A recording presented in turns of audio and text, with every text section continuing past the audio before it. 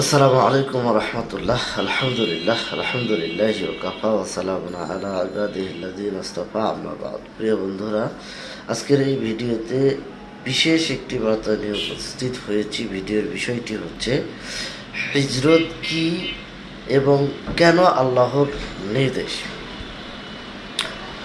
অর্থাৎ হিজরত শুধু জায়গা বদল নয়, হিজরত হলো আল্লাহর দ্বীনকে বাঁচানোর জন্য নিজের স্বাচ্ছন্দ্য, পরিচিত পরিবেশ আর নিরাপদ মনে হওয়া জীবন ছেড়ে বেরিয়ে আসা।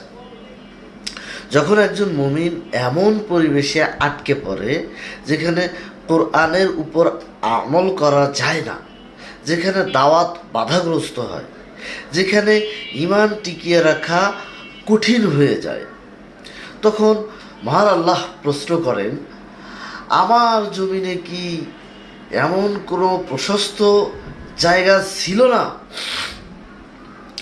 হিজরত মানে ভীরুতা নয়, হিজরত মানে ইমানের সাহসী ঘোষণা। এটাই নবীদের পথ, এটাই রাসূল সাল্লাল্লাহু আলাইহি ওয়াসাল্লামের জীবন। আজ আমরা প্রশ্ন করি, আমরা কি সত্যি আল্লাহর জন্য কোথাও ছেড়ে যেতে প্রস্তুত?